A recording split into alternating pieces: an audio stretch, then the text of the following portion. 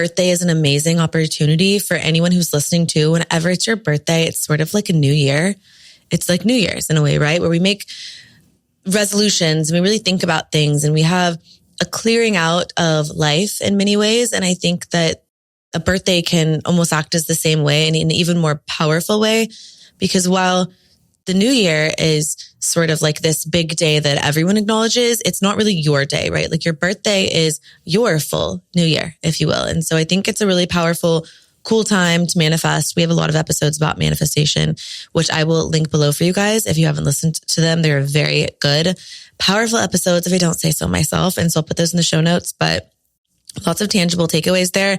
I just kind of want to like think out loud and basically have a FaceTime call with you guys where we talk about things that I'm looking forward to in 37 and habits and things like that I want to sort of either amend or take forward. Before we dive into the episode, this episode is brought to you by Dibbs Beauty. Our Perfector is officially launched. When I tell you guys that we have been working on this for so long, it feels like Christmas morning, speaking of holidays, to finally be able to share the Perfector with you guys. It is my secret sauce. It is like the thing in my makeup routine that I swear to you has been making my makeup look so much better than it used to. It is an absolute game changer product. We basically created a new category.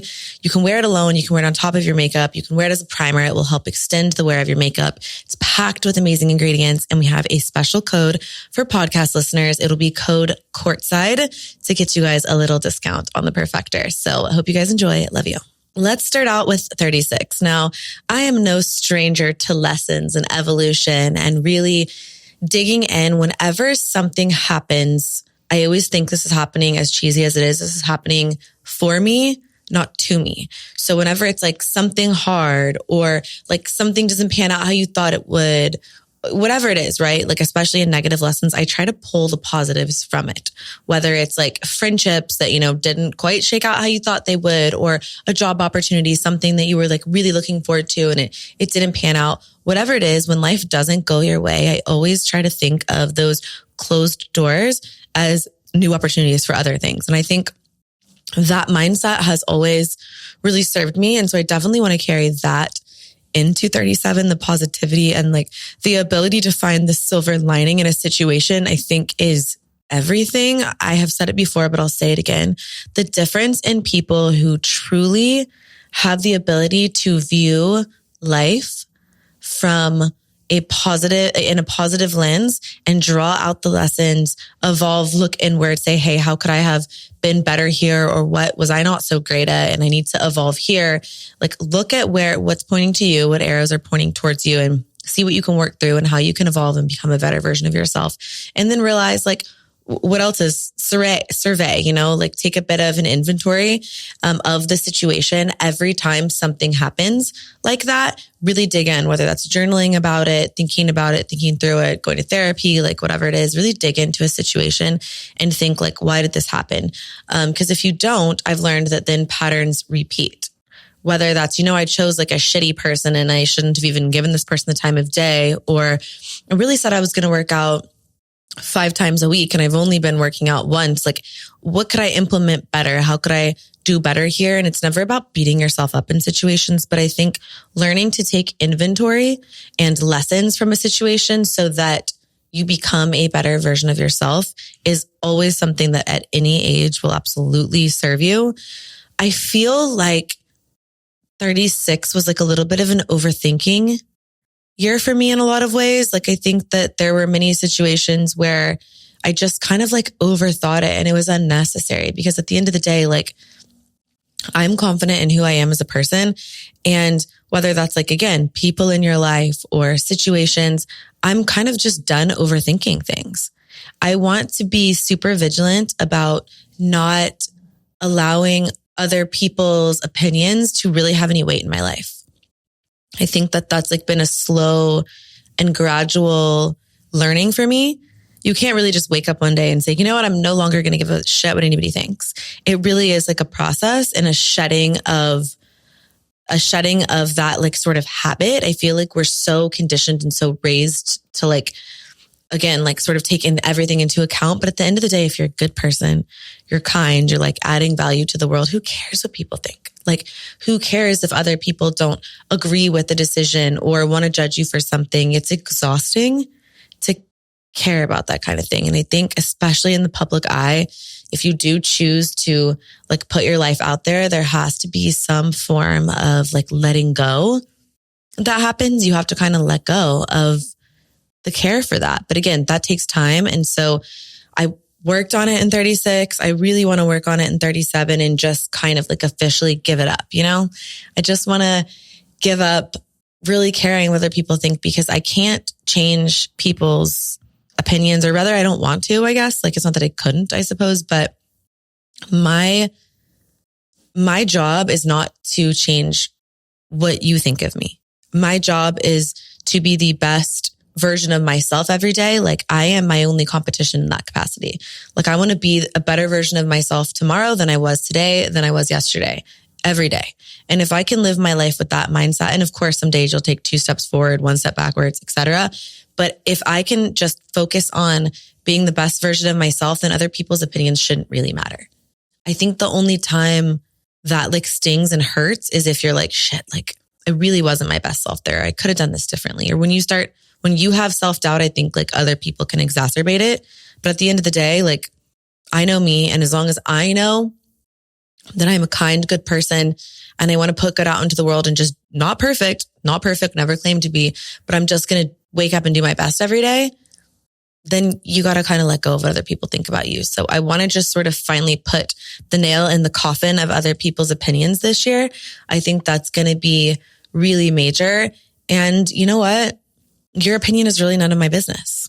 Something that I want to do in 37, again, and really focus on is being super intentional and specific with a lot of things, whether that's the people that I choose to have around me in my life and the people I don't choose to have around me in my life. That's equally as important as the people that you do. Or when it comes to setting goals, so many people, especially around like New Year's, again, think of birthday as your own personal New Year's, but so many people make really broad generalizations. I want to be healthier. I want to work harder. I want to whatever. Whereas it's like, you know what? How do we really niche that down and how do we get specific? So for me, a goal for 37 is to get really specific and really intentional with those specific goals. Say like one of my goals is, okay, I want to just really not honestly give a shit what other people think. That could look like maybe you're not going to get a text back as quickly from me. The people in my life who I am really putting intentionality towards, I will text you back as soon as I can. But at the same time, it's like, I'm not on someone else's time. Like, I am not on your watch. If you reach out to me, it is not necessarily I don't want to say my problem, but it's not necessarily my responsibility to immediately get back to you about something. I may be busy. I may have other priorities. And just because you put yourself in front of me and in my view does not mean that I like have to respond to you immediately. And I think letting go again of what you may think about that or how you may feel about that is going to be major for me in 37. So that's like a specific way in which other people's opinions will matter less to me. So I want to do things like that where I really get specific as to what that looks like for me. This is like sort of silly, but honestly, so around New Year's, I was thinking, I really want to cook more. Like that was a goal I shared with you guys. So I've really been trying to cook a lot more at night for dinner. I feel like I've kind of gotten that down in a way, not cooking because it's still like hard sometimes, but I've committed to it. I've stuck with it. And I have been cooking a lot more, which I'm proud of. So sometimes goals aren't necessarily like, I'm not doing this and I need to do this and like fully pivot. It can just be, I've been doing this, but now let me expand or let me think of like the next evolution of what that could look like. So now I've gotten good at cooking on weeknights and really making sure that I'm allocating time for that. And I do feel better. I feel healthier, not just like eating takeout all the time. Now, maybe instead of having like all of these go-tos, I want to incorporate in some new recipes. I want to try to sort of evolve and step my game up, channel my inner Liz, and really start again with my previous goal of making everything a little bit more beautiful, a little bit more aesthetic. It's like, okay, maybe now I'm setting a little table to enjoy dinner at night. Maybe I'm pouring a little bit of wine into a beautiful glass and I'm trying a new recipe, just sort of furthering other goals. So that's a major one for me. Friends in 37 is huge for me. I think I've sort of undergone this clearing out of things in my life. Like I've been really turning over and clearing out my closet, and I cleared out my, junk drawers in the kitchen and like that kind of thing. Same thing happens when it comes to people in my life and friends. And I've talked about this on other episodes, but I've really sort of learned to put people in different buckets or different echelons and act accordingly. I think sometimes a friend to all is a friend to none.